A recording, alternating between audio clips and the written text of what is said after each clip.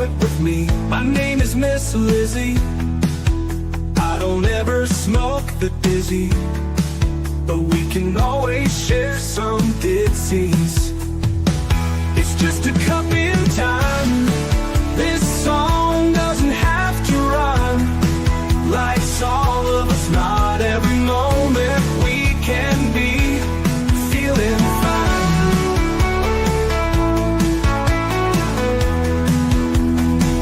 I wanna share a moment, just a second if you will, maybe even a cup of thrill.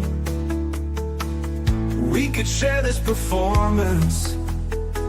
It's tea time, come sit with me. Well, welcome everybody. Miss Liz in the house. That's right. I am back. And yes, it is not a scheduled day. It's a Wednesday, because we have to rearrange sometimes for family. Family always comes first in Miss Liz's book. And with all my guests, we try our best to just stay connected and get you guys out there. Before we get started, we're going to get everybody over to Miss Liz's YouTube channel, Spotify, LinkedIn, YouTube, all of that good places, Facebook, the platforms, TikTok. And tonight we have a guest that's coming in all the way from Uganda. That's right. We are talking about education and young little ones. And you know how Miss Liz loves the youths and the children. So let's get that story out there. But before we get started, we're going to do the disclaimer. And then I have a beautiful intro. And we're going to get Nancy Kimumwe, I think is the way to pronounce her name. I'll get her to say her name to make sure that I'm pronouncing it right. But let's get started with the disclaimer. A disclaimer for Miss Liz's Tea Time live show. Miss Liz's Tea Time is a global platform dedicated to sharing real life stories, diverse perspectives, and meaningful conversations that inspire awareness, healing, and connection. I'm Miss Liz is going live using StreamYard. Before leaving a comment during the live broadcast, please grant StreamYard permission to display your name at StreamYard.com. Please be advised that all the content brought forward during any Tea Time show is presented in good faith. However, discussions may include opinions, beliefs, and perspectives that do not necessarily represent the views of Miss Liz or the Tea Time platform. Information shared by guests is based on their own experiences and is perceived to be accurate at the given time of airing. All guests, viewers, and participants are responsible for using their own good judgment when considering any action or decisions that may relate to these discussions. Some episodes may cover sensitive topics, including but not limited to trauma, abuse, grief, mental health, and other emotionally triggering subjects. Listeners' and viewers' discretion is strongly advised. Tea Time with Miss Liz is an open discussion forum designed to offer insight, inspire awareness, and create connection. It is not a substitute for professional, medical, legal, or therapeutical advice. If you require professional support, please seek assistance from qualified professionals or trusted resources in your area. If you have any questions regarding this disclaimer or any content of the discussion, you are welcome to contact me, aka Miss Liz, directly at my email at bookingmissliz@gmail.com or visit my link tree at Miss Liz's Tea Time. By choosing to participate in, comment on, or view these live shows, you acknowledge and accept this disclaimer. Your participation is entirely voluntary. Miss Liz welcomes you to join the conversation with an open heart, and if at any time you feel this platform is not right for you, I respect those wishes and decision and welcome you back whenever you are ready. Tea Time with Miss Liz is serving truth and awareness one cup at a time. Now, let me give you a little bit. Well, welcome everyone to Tea Time with Miss Liz tonight, where awareness pours into action and every conversation plants a seed of change. Tonight, we head across the globe to Uganda, where hope is taking the shape of opportunity, education, and compassion. Joining us is the remarkable Nancy Kimumwe from the Gregory Children and Youth Organization. Nancy is a dedicated advocate for young people's futures, working tirelessly to ensure that every child has access to the tools, support, and confidence they need to thrive in school and in life. Through community-driven initiatives and their annual back-to-school outreach, she is helping students overcome barriers and step boldly towards their dreams. Today, Tea Time invites us to see education not as a privilege, but as a lifeline, a path that transforms poverty into possibilities, a chance for children to rise with knowledge, dignity, and belief in their potentials. So let's open our hearts, listen deeply, and learn how small acts of support can create lifelong change. Let's welcome Nancy to the table. Welcome, Nancy. Thank you.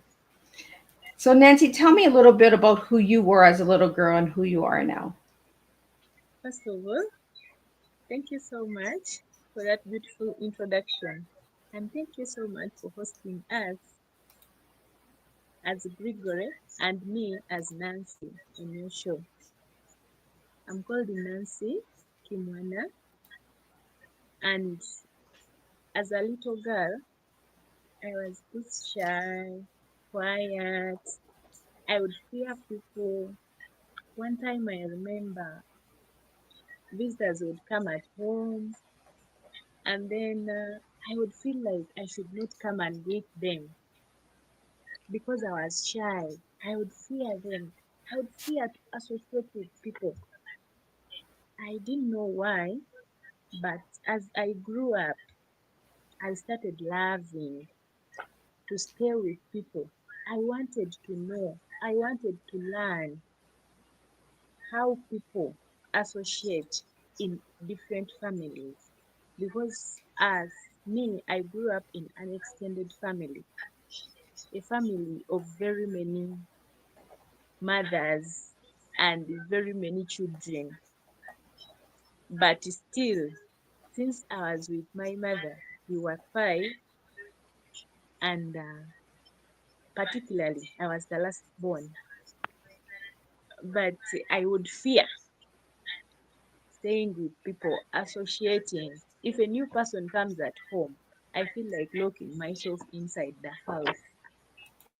But when I grew up and went to school, I learned how to associate with people, and it was fun associating with people. Well, Nancy, I have some questions that came in for you, but I want to get your tea out there because the tea that you gave me is sports, games, empowerment, and the story of education is the tea that you gave me, Nancy. Um, I want to get into the tea of the Youths, Gregory Youths, Children and Youths Organization. How did you come about the name and how did you start it? Gregory Children and Youth Organization. It started like a family thing. Like for me and my colleagues, when we started this, basically me, it was out of experience. When I was growing up, I didn't get all the needs. I did not get that love. I grew up in the village. I was not able to go to school, not because I was not able, but because at some point we were vulnerable. My parents were not able to afford me going to school. But at some point, there was a friend, someone who came in the village, and he wanted to see how education was being taken in our village. So when he came, I was one of the beneficiaries. I benefited. He took me to school. I studied from nursery up to primary 7. I went to the secondary and then I reached the university. So because of that, I was like, after that, I would come back and be an example. I never wanted people from the villages or children who are there outside in the village to be going through what I went through. That's why we sat down as a team, another colleague of mine who came out with the same issue or the same background as I had. So we sat down and came out with this idea of children and youth organizations. The name Gregory, I personally was the one who came out with that name because the person who came out to help us to help me go to school was called Mr. Gregory. So that Oh, was the only thing that I would do for him as remembrance to, to make sure that at least I appreciated his efforts in what he did for me. So we came up with that name, Gregory Children and Youth Organization. And when we came up with that, it was basically education. Because here in Uganda, there are a lot of children who are not able to access education. They are vulnerable. Most of the times, it is because in the villages they cannot access better education. Some of them are orphans. Some of them, their parents are not able to get money to facilitate their education. So we took it as an advantage and a chance to be able to help those children so that they can be able to go to school and access education. That is why we came up with that idea of Gregory Children and Youth Organization. Yes. Nancy, is somebody listening to the broadcast in the same room as you? Sorry? Is somebody listening to the broadcast in the room with you? Yes. Are they on a phone? Because I'm getting a double echo of what you're saying. So they can still listen to the event, but they have to turn their sound down because I'm getting like a double echo, and I want to get the good content and information out there to the listeners. Okay.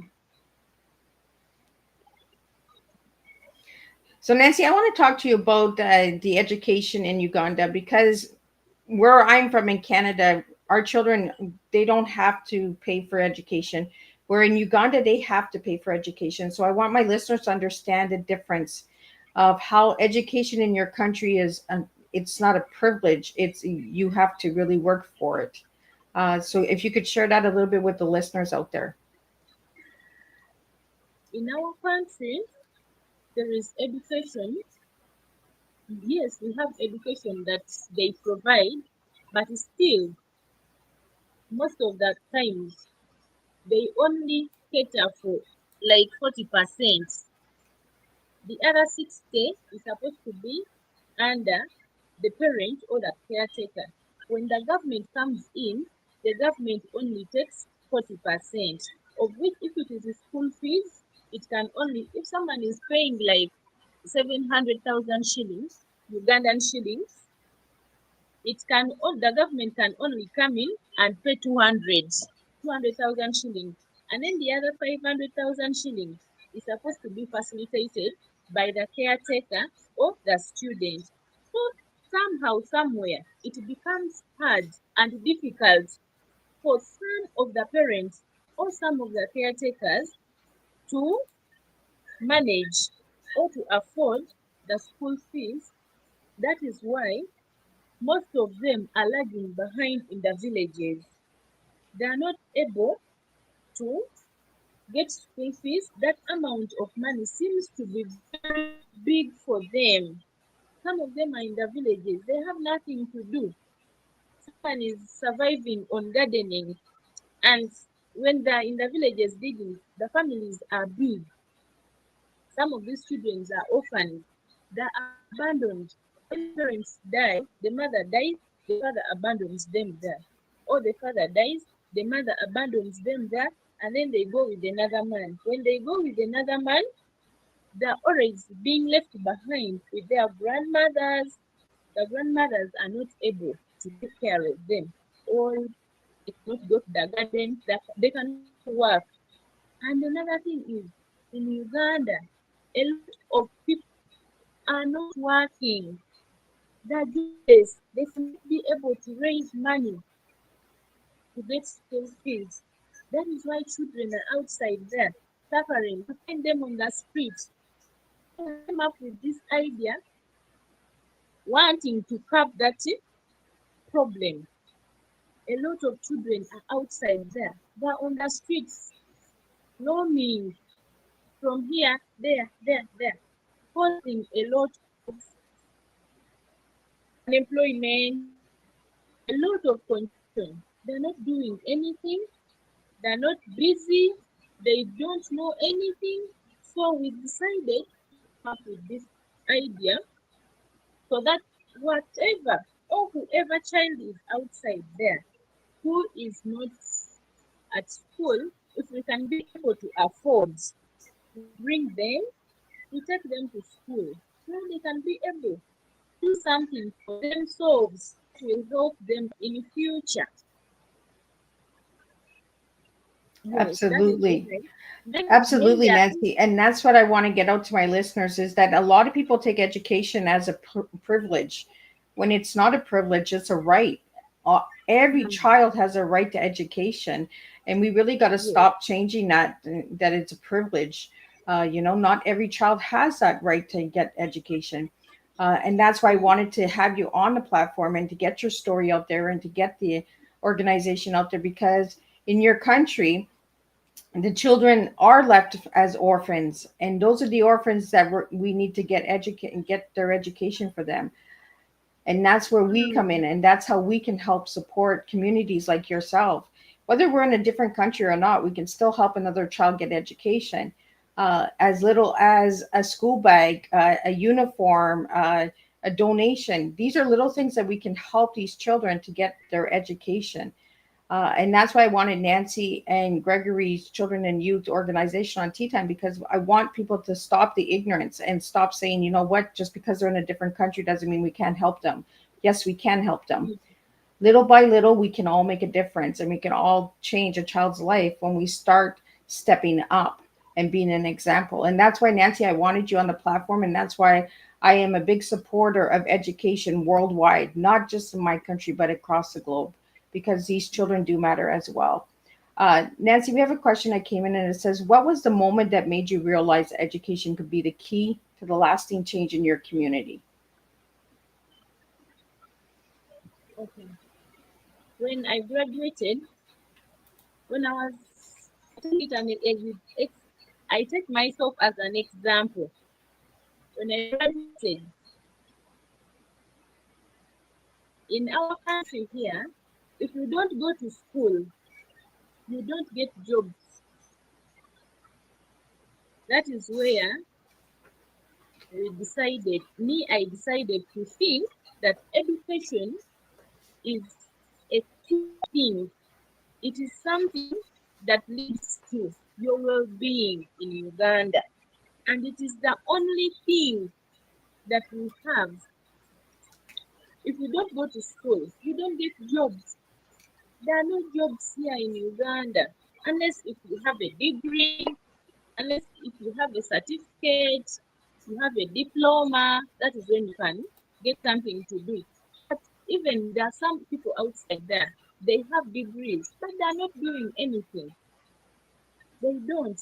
So if someone is being deprived of that education, of the chance to be educated, they will always be behind.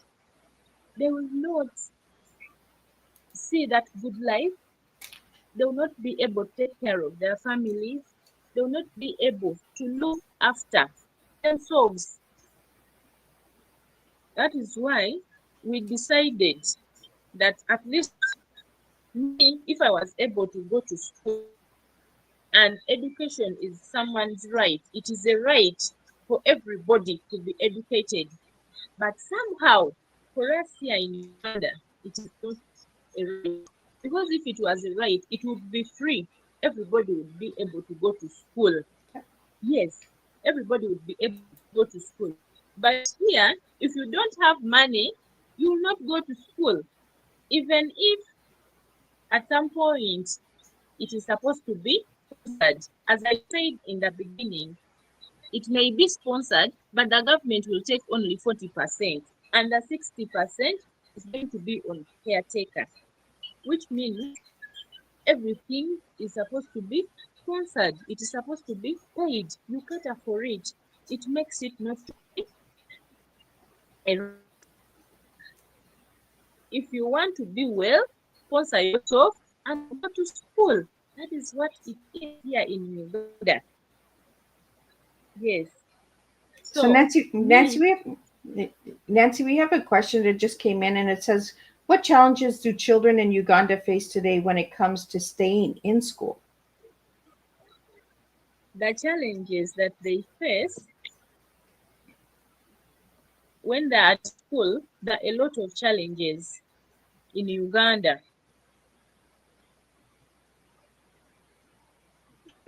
Children who are at school in Uganda, they face a lot of challenges. One, security. No security. Most of them, you find children being assaulted at school.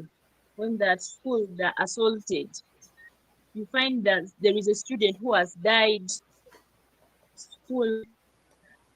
And then you find they're at school, but they don't get whatever is required at school.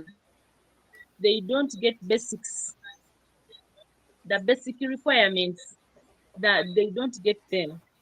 The knowledge that they're supposed to get is being paid for. Sometimes the teachers are there, but if you want a teacher to coach you, there is that they is this when it comes to private tuition, you have to go and meet the teacher privately. You pay them so that they can coach, which becomes a little expensive when they're at school. And another challenge is provision. When children are at school, mostly the new ones, when they go to school, they're still new, they join. There is always that kind of bullying. They're always bullied, which leads to sometimes some of them die, some of them get injuries, they get health complications. Environment in which they are is always not good. Sometimes the environment is not good, it doesn't favor them. They're always sick, they don't eat good food, the feed is not okay, where there's a lot of congestion, the rooms are not okay, the beddings are not okay. Those are challenges that they face. Nancy, a question just came in. Does your organization work with boys and girls, or just girls? Sorry? Does your organization just work with boys or girls, or both?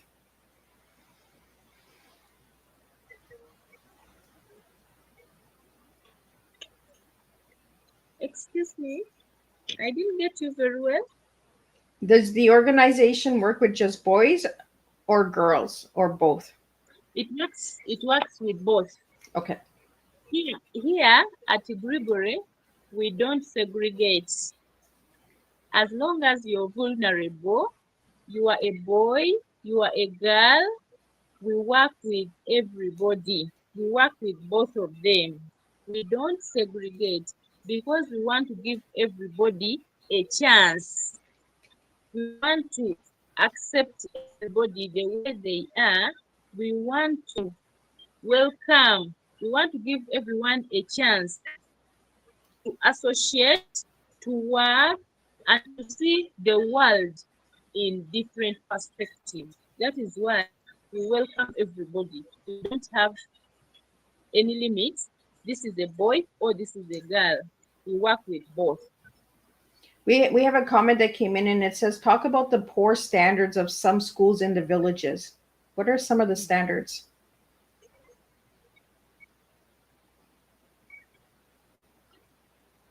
Sorry? What are some of the poor standards of some of the schools in the villages? Can you give us some examples, Nancy? Schools in the village. I'm gonna pull it up on the screen so you can see.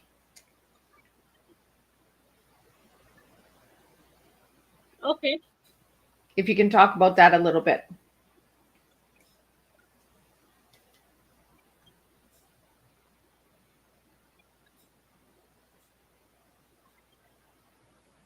poor standards. Okay. The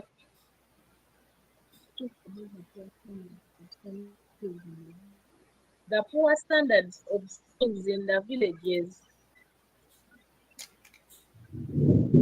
Yes, the standards are poor because the structures, the infrastructures, the roads that lead to school are always not good. The buildings are not okay. In the villages, kids are under the tree, they're studying outside, they don't have scholastic materials, they write on the floor, they write using charcoal, classrooms congested, the feeding poor,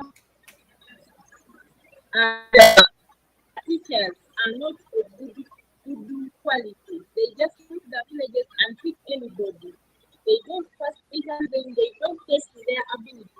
They don't know if they're able to teach, they qualify teachers or not.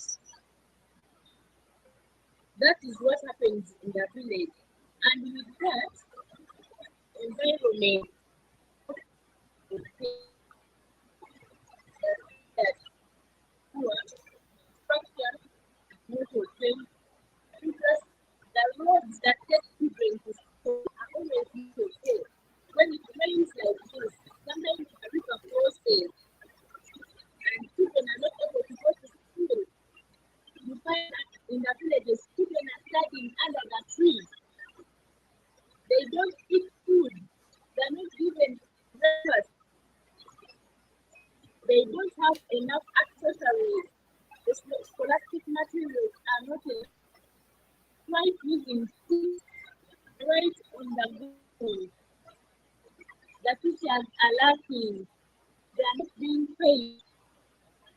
And the teachers that study, the teachers who come to teach are not the ones of the standard that they're supposed to be. They just go and pick anybody from anywhere. You come and teach, even if you don't qualify, just to make it that to make it look like everybody is at school. That is what happens in the villages. Nancy, is there a sound in the background? Because I'm getting a lot of water sound. Sorry? Is there some sound or someone's phone near you? Because I'm getting a lot of echoing.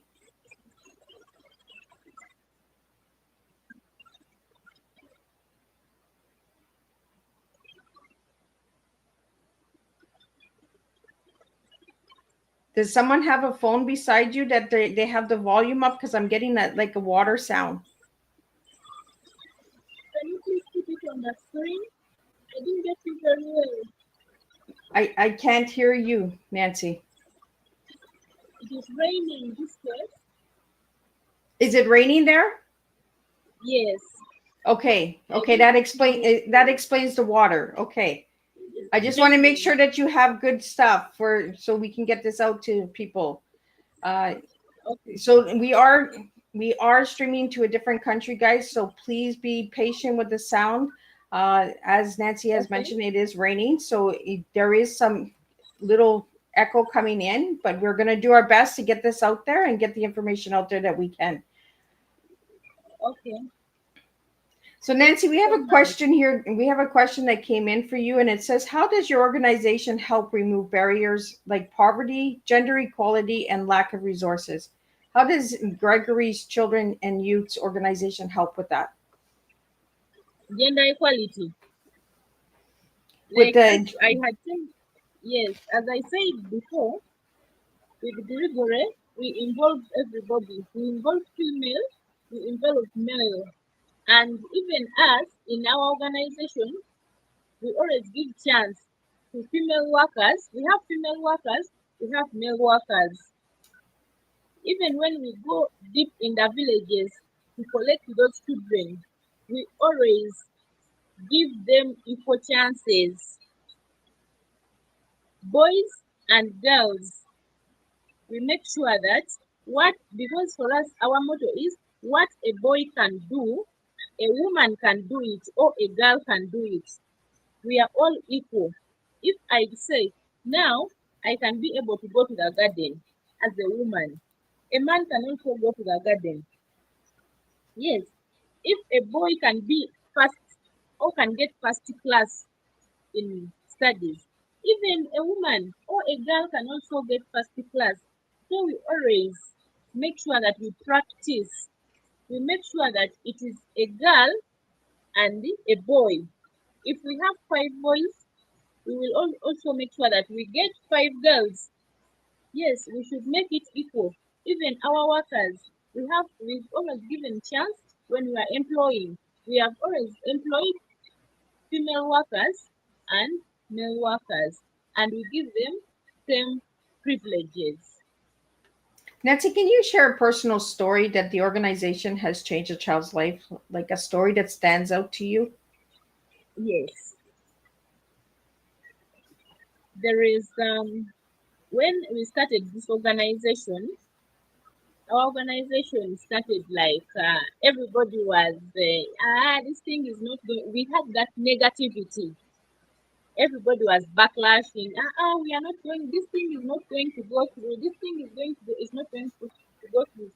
But now in our organization, Gregory, we have children whom we started with who are sitting exams next month, this coming month. They're sitting exams, and one of them is a girl who is 12. She's 12 years old. She's sitting P7 here. They call it primary level, primary living examination. When you leave primary, you go to the secondary level, the second level. So she's sitting for primary living examination soon. But when we brought her from the village, we brought her with her grandmother, and she would be the one going to the villages, digging for different people to earn a living. When we brought that girl, actually I stay with her. She's with me now. I make sure that she should be an example to everybody who is outside there. I always move with her whenever I go to campaigns or when we are going for outreaches. I use her as an example. Even when we go to their villages, I take her with me, and I tell them this is a story, a true story that this girl can wake up and share with everybody. It has helped in such a way that this girl was young, she was vulnerable, she didn't even know that she would reach where she has reached. But when I brought her, I came with her. I brought her, and she was one of the girls who started with us with Gregory. Now she's sitting P7, and next year she's going to the secondary. She's going to secondary, and she will be as an example, or she will be the one giving stories, telling stories to people in where we started from as Gregory. And another thing is, me as Nancy, Gregory has helped me to live my story or to make my dream come true. Because this is what I had always wanted. When I was growing up, I grew up as a vulnerable, like we started. I grew up as a vulnerable. So I thought working with Gregory would help me expose my soul or tell my story to other people. Because most of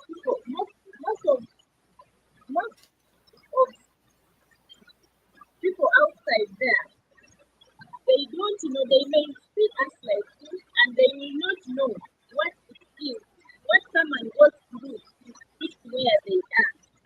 So when I sit down and give myself as an example, they will get to know my story and it will help them to achieve or to come out of the dark wherever they will have figured themselves to come out and they feel like, okay, since this one was also like us, let us also come out and be able to see the light and be able to share our stories with other people. Because I was also once vulnerable.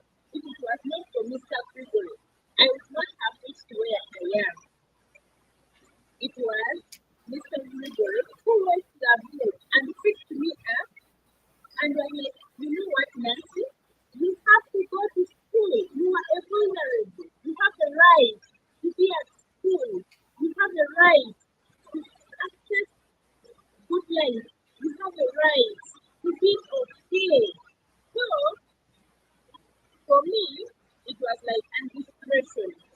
It was an inspiration. I wanted to be living example. I wanted to be an example.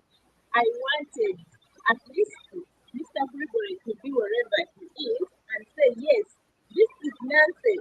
This is my product. It's because of me that Nancy is now like this. And he is very proud of me, proud of us. And if I say hello to Mr. Gregory, Now, Nancy, I want to talk about sports because you sent me some amazing pictures in my email with all of the kids playing soccer and that. Let's talk about sports on how Gregory's Children and Youths organization does for sports in your village and in the community as well.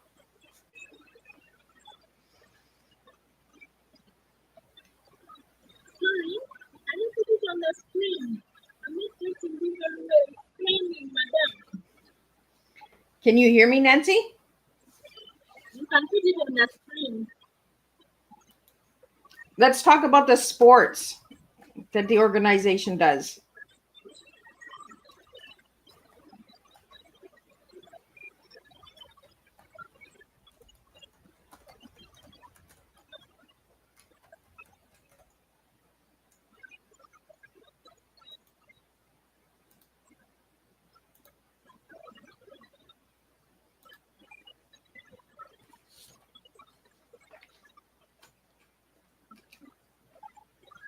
Yes, madam.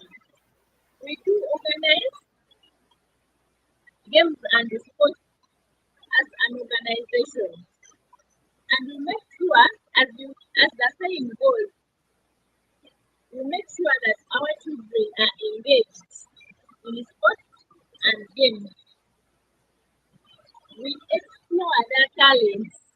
Of course, some of the children, like everybody, we have different talents, and we always make sure that we engage children in talent explosion. There are some do sports, they do football, they run, athletics, so we always engage them. We make children in different schools, like as we said before, our children that we sponsor, they are in different schools. So we make sure that they are active, there is active participation of those children in the schools, in whatever school they are in. We ensure they provide them with whatever necessity, whether the sportswear, the playing boots, the ball, whatever that is required, we ensure that we provide them so that they actively participate. Even as the team for the February, we always go and do friendly matches with the schools, the school organizations, and those other people during our campaigns to make sure that we be examples. We live for us here in Gregory, we live by example. So we participate in sports and games in the organization.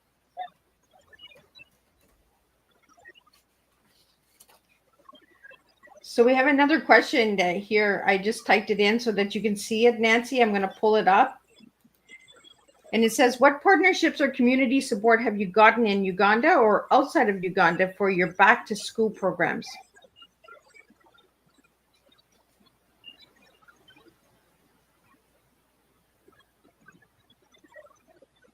Okay. The partnership, the support that we have, yes, we have gotten some support. Like when it comes to school, to education, there are always some schools that we engage with that support us while paying school fees for these vulnerable children that we always take there. When we take children to school, they always give us a bursary. Out of 100, they pay 20%, and then we take up for the 80%. They always give us when it comes to education. Then when it comes to health, we always partner with those hospitals, the referral hospitals, the government hospitals, so that we pay little money and then they cater for the rest of their bills. We have always gotten great support internally in the country, but not yet outside. At least they facilitate half of the fund and then we cater for the remaining one.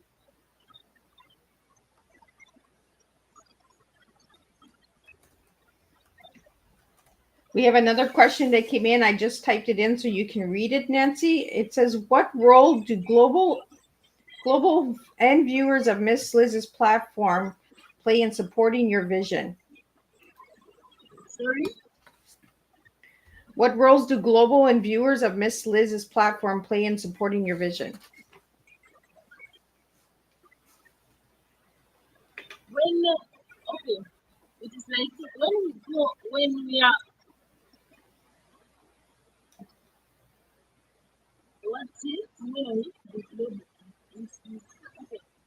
on this platform,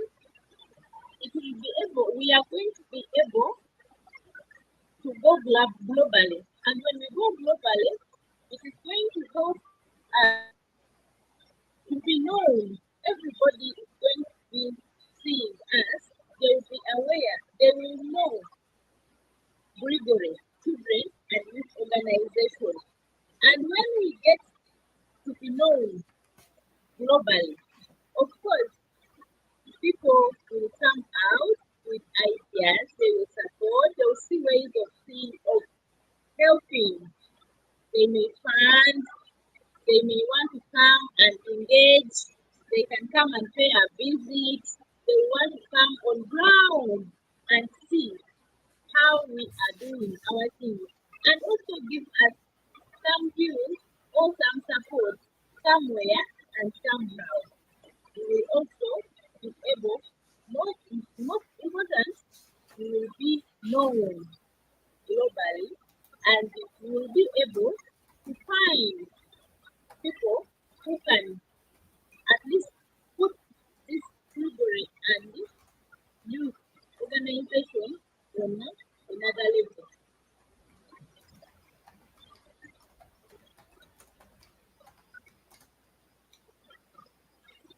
The next question that we have is, what is the biggest challenge your organization faces today?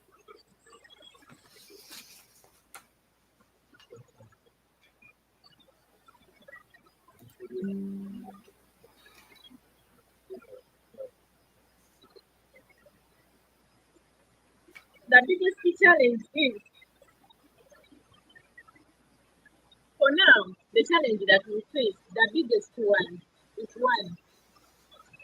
rejection. At some point, it becomes hard and very, very hard for us, more so when we are starting this thing.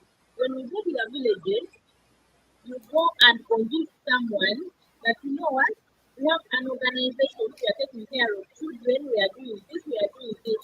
So it becomes hard for us to convince someone to accept immediately what we are doing. Another challenge is in our office, structure. We need structure and financial support. We need to do these things on a global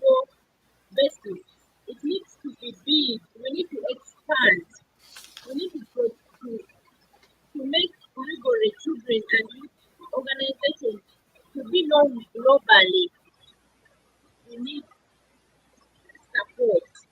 We need people come up and tell us and put us on the platform so that everybody can know about us. And so that we can be able to help the children of Uganda, even if not Uganda, but the whole globe. They need us. We need to do. There are a lot of vulnerables outside there. They need us. We need partners.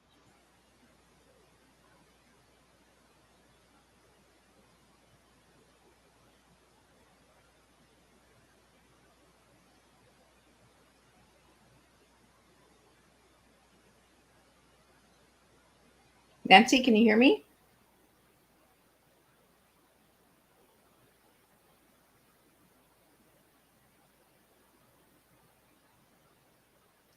I think she's frozen. Nancy, can you hear me?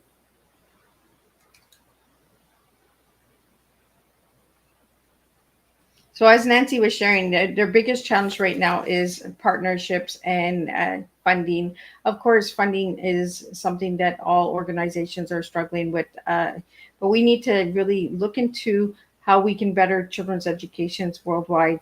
I believe she just lost connection, but we're hoping that she can get back, and let's get some of these other questions answered through the questions that are coming in. She's having trouble hearing because it's really, the weather over there is really bad. So I just want to make sure that she's getting this out and we can get good content out there for her and her organization.